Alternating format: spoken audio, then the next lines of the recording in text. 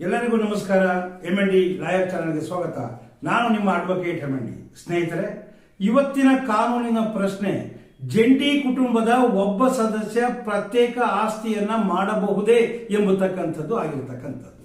ಸ್ನೇಹಿತರೆ, ಇವತ್ತಿನ ಈ ಒಂದು ಪ್ರಶ್ನೆಗೆ ಉತ್ತರವನ್ನು ತಿಳಿದುಕೊಳ್ಳುವುದಕ್ಕಿಂತ ಪೂರ್ವದಲ್ಲಿ ಇದುವರೆಗೂ ಸಹ ನನ್ನ ಚಾನೆಲ್ ಅನ್ನು ಲೈಕ್ ಮಾಡಿಲ್ಲದೆ ಇರತಕ್ಕಂಥವ್ರು ಲೈಕ್ ಮಾಡಿ, ಶೇರ್ ಮಾಡಿ ಹಾಗೂ ಸಬ್ಸ್ಕ್ರೈಬ್ ಮಾಡಿ ಅಂತ ಕೇಳ್ಕೊಳ್ತಾ ಈ ಒಂದು ವಿಡಿಯೋನ ಮುಂದುವರಿಸ್ತಾ ಇದ್ದೇನೆ. ಅದೇ ರೀತಿಯಲ್ಲಿ ಇವತ್ತಿನ ದಿನದ ಕಾನೂನಿನ ಪ್ರಶ್ನೆಗೆ ಉತ್ತರವನ್ನ ಕೊಡ್ತಾ ಇದ್ದೇನೆ. ಸ್ನೇಹಿತರೆ, ಜಂಟಿ ಕುಟುಂಬದ ಸದಸ್ಯರು ಜಂಟಿ ಕುಟುಂಬದ ಆಸ್ತಿಯನ್ನ ಎಲ್ಲಿಯವರೆಗೂ ವಿಭಾಗ ಮಾಡಿಕೊಳ್ಳುವುದಿಲ್ಲವೋ ಹಾಗೂ ಸ್ವಾಧೀನಾನುಭವವನ್ನು ಹೊಂದುವುದಿಲ್ಲವೋ ಅಲ್ಲಿಯವರೆಗೂ ಸಹ ಅದು ಜಂಟಿ ಕುಟುಂಬವೇ. ಅಂದ ಮೇಲೆ ಜಂಟಿ ಕುಟುಂಬದ ಯಾವುದೇ ಸದಸ್ಯ ಮಾಡತಕ್ಕಂಥ ಆಸ್ತಿ ಜಂಟಿ ಕುಟುಂಬದ ಆಸ್ತಿಯಾಗುತ್ತೆ.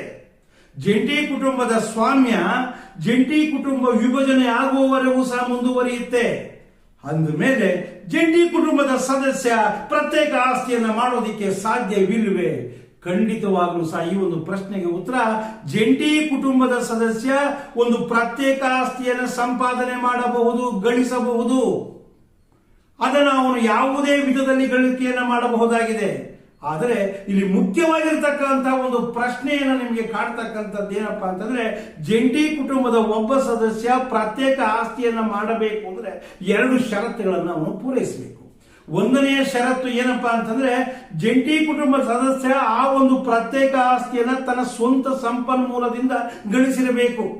ಅದೇ ರೀತಿಯಲ್ಲಿ ಎರಡನೇ ಒಂದು ಷರತ್ತು ಏನಪ್ಪಾ ಅಂದ್ರೆ, ಜಂಟಿ ಕುಟುಂಬದ ಸದಸ್ಯ ಪ್ರತ್ಯೇಕ ಆಸ್ತಿಯನ್ನ ಮಾಡಲು ಯಾವುದೇ ಕಾರಣಕ್ಕೂ ಜಂಟಿ ಕುಟುಂಬದ ಹಣವನ್ನ, ನಿಧಿಯನ್ನ, ಸಂಪನ್ಮೂಲವನ್ನ ಬಳಸಿಕೊಂಡಿರಬಾರದು. ಸ್ನೇಹಿತರಿಗೆ ನಿಮ್ಮ ಸಮಸ್ಯೆಗೆ ಉತ್ತರ ಸಿಕ್ಕಿದೆ ಎಂಬುದಾಗಿ ನಾನು ಭಾವಿಸ್ತಾ ಇದ್ದೇನೆ. ಒಟ್ಟಿನಲ್ಲಿ ನೀವು ತಿಳ್ಕೊಳ್ಳಿ, ಯಾವುದೇ ಜಂಟಿ ಕುಟುಂಬದ ಒಬ್ಬ ಸದಸ್ಯ ಜಂಟಿ ಕುಟುಂಬದಲ್ಲಿ ಇದ್ದುಕೊಂಡು ಪ್ರತ್ಯೇಕ ಆಸ್ತಿಯನ್ನ ಮಾಡಬೇಕು ಅಂದ್ರೆ ಅವನ ಸ್ವಂತ ಹಣದಿಂದ ಮಾಡಿರಬೇಕು. ಜಂಟಿ ಕುಟುಂಬದ ನಿಧಿಯನ್ನ ಅದಕ್ಕೆ ಬಳಸಿಕೊಂಡಿರಬಾರದು. ಇದಕ್ಕೆ ಒಂದು ಉದಾಹರಣೆಯನ್ನ ಕೊಟ್ಟು ನಾನು ನಿಮಗೆ ವಿವರಣೆಯನ್ನು ಕೊಡೋದಕ್ಕೆ ಬಯಸ್ತೀನಿ. ಸ್ನೇಹಿತರೆ, ತಂದೆ ತಾಯಿ ಹಾಗೂ 3 ಜನ ಗಂಡು ಮಕ್ಕಳು ಹಾಗೂ ಅವರ ಸಂಸಾರದ ಒಂದು ಜಂಟಿ ಕುಟುಂಬ ಇದೆ ಎಂಬುದಾಗಿ ನೀವು ಭಾವನೆಯನ್ನ ಮಾಡಿಕೊಳ್ಳಿ. ತಂದೆ ತಾಯಿ ಇದ್ದಾರೆ, 3 ಜನ ಗಂಡು ಮಕ್ಕಳಿದ್ದಾರೆ, ಅವರ ಸಂಸಾರ ಇದೆ. ಸ್ನೇಹಿತರೆ, ಇದರಲ್ಲಿ ಮೊದಲನೆಯ ಮಗ ತನ್ನ ತಂದೆ ತಾಯಿಗಳ ಜೊತೆಯಲ್ಲಿ ಗ್ರಾಮದಲ್ಲೇ ವಾಸ್ತವ್ಯ ಮಾಡಿದ್ದಾನೆ, ಕೃಷಿಕನಾಗಿದ್ದಾನೆ, ಕೃಷಿ ವೃತ್ತಿಯನ್ನು ಮಾಡ್ತಾ ಇದ್ದಾನೆ. ಎರಡನೆಯ ಮಗ ದೂರದ ಊರಿನಲ್ಲಿ ಶಿಕ್ಷಕ ವೃತ್ತಿಯನ್ನು ನಡೆಸ್ತಾ ಇದ್ದಾನೆ. ಅದೇ ರೀತಿಯಲ್ಲಿ 3ನೇ ಮಗ ಹತ್ತಿರದ ಊರಿನಲ್ಲಿ ಅಥವಾ ಹತ್ತಿರದ ಒಂದು ನಗರದಲ್ಲಿ ಅವನೊಂದು ವ್ಯಾಪಾರ ಅಥವಾ ವ್ಯವಹಾರವನ್ನು ಮಾಡಿಕೊಂಡಿದ್ದಾನೆ. ಸ್ನೇಹಿತರೆ, ನಾನೀಗ ಮುಖ್ಯವಾಗಿರ್ತಕ್ಕಂಥ ವಿಚಾರಕ್ಕೆ ಬರ್ತಾ ಇದ್ದೇನೆ.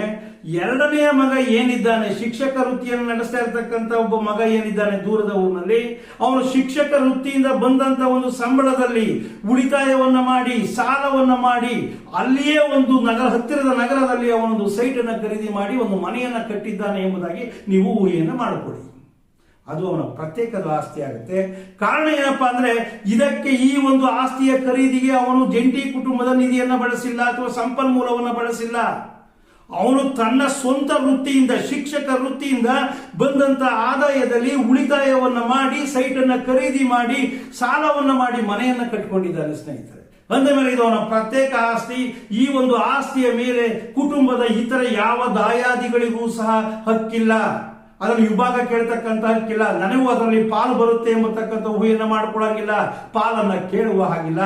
ಅದರ ಮೇಲೆ, ಆ ಆಸ್ತಿಯ ಮೇಲೆ ಅವನಿಗೆ ಅಬ್ಸಲ್ಯೂಟ್ ಓನರ್ಶಿಪ್ ಇದೆ, ನಿರುಪಾಧಿಕ ಮಾಲೀಕತ್ವ ಇದೆ.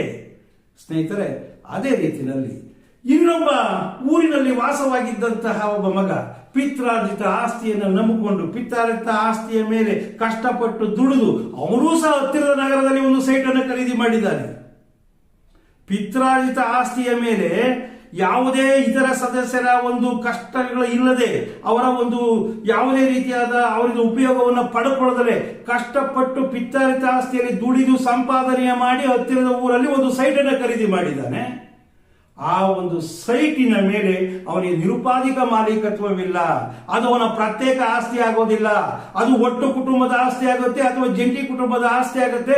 ಆ ಒಂದು ಆಸ್ತಿಯ ಮೇಲೆ ಇತರ ಎಲ್ಲ ದಾಯಾದಿಗಳಿಗೂ ಸಹ ಹಕ್ಕಿದೆ ಅದರಲ್ಲಿ ಭಾಗವನ್ನು ಕೇಳೋದಿಕ್ಕೆ.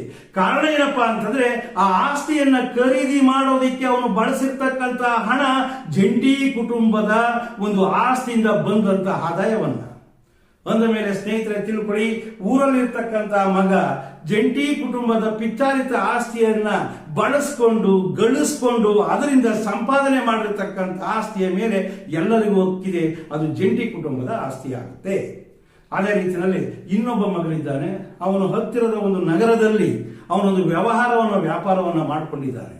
ಅವನು ವ್ಯವಹಾರಕ್ಕೆ ಲೈಸೆನ್ಸ್ ಅನ್ನು ಪಡ್ಕೊಂಡಿಲ್ಲ, ಸರ್ಕಾರಕ್ಕೆ GST ಅನ್ನು ಕಟ್ಟಿಲ್ಲ, ವ್ಯವಹಾರವನ್ನು ಮಾಡಿಕೊಂಡು ಕಷ್ಟಪಟ್ಟು ದುಡಿದು ಅದೇ ನಗರದಲ್ಲಿ ಅವನು ಸಹ ಒಂದು ನಿವೇಶನವನ್ನು ಖರೀದಿ ಮಾಡಿದ್ದಾನೆ ಎಂಬುದಾಗಿ ಭಾವನೆ ಮಾಡಿಕೊಳ್ಳಿ. ಆ ನಿವೇಶನ ಖರೀದಿ ಮಾಡಿರ್ತಕ್ಕಂಥ ನಿವೇಶನ ಅವನ ಪ್ರತ್ಯೇಕ ಆಸ್ತಿ ಆಗೋದಿಲ್ಲ, ಅದು ಜಂಟಿ ಕುಟುಂಬದ ಆಸ್ತಿ ಆಗುತ್ತೆ. ಕಾರಣ ಏನಪ್ಪಾ ಅಂತಂದ್ರೆ, ಅವನು ಗಳಿಸಿ ದುಡಿದಿರ್ತಕ್ಕಂಥ ಒಂದು ಸಂಪನ್ಮೂಲ ಏನಿದೆ ಅದಕ್ಕೆ ಆಧಾರವನ್ನು ತೋರಿಸೋದಿಕ್ಕಾಗಲ್ಲ. ಯಾಕೆಂದ್ರೆ ಅವನು ಸರ್ಕಾರಕ್ಕೆ GST ಅನ್ನ ಕಟ್ಟಿ ವ್ಯವಹಾರಕ್ಕೆ ಅನುಮತಿಯನ್ನು ಪಡ್ಕೊಂಡಿಲ್ಲ, ಅಥವಾ ಅವನು ಯಾವುದೇ ರೀತಿಯಾಗಿರ್ತಕ್ಕಂಥ ಪರವಾನಗಿಯನ್ನು ಪಡ್ಕೊಂಡಿಲ್ಲ. ಪರವಾನಗಿಯನ್ನು ಪಡೆದೇ ಇದ್ದಾಗ ಅವನ ಆದಾಯದ ಮೂಲ ತೋರಿಸೋದಿಕ್ಕಾಗಲ್ಲ. ಅದು ಜಂಟಿ ಕುಟುಂಬದಿಂದ ಬಂದಿರತಕ್ಕಂಥ ಹಣದಿಂದ ಆ ಒಂದು ಸೈಟ್ ಅನ್ನು ಖರೀದಿ ಮಾಡಿದ ರೀತಿಯಲ್ಲಿ ಆಗ್ತಾ ಇದೆ. ಸ್ನೇಹಿತರೆ ಅರ್ಥ ಮಾಡ್ಕೊಳ್ಳಿ, ಯಾಕೆ ಅಂತಂದ್ರೆ ಆ ವ್ಯಾಪಾರವನ್ನ ಮಾಡಿದ್ದು ಅವನೊಂದು ವ್ಯಾಪಾರಕ್ಕೆ ಪರವಾನಗಿಯನ್ನು ಪಡ್ಕೊಂಡು GST ಅನ್ನ ಕಟ್ಟಿ ಮಾಡಿದಂತ ಒಂದು ಸಂದರ್ಭದಲ್ಲಿ ಬಂದಂತ ಆದಾಯದ ಸೈಟ್ ಅನ್ನು ಖರೀದಿ ಮಾಡಿದ್ದೇನೆ ಅಂತೇಳಿ ಅವನು ಪುರಾವೆಯನ್ನು ತೋರಿಸಬಹುದಾಗಿತ್ತು.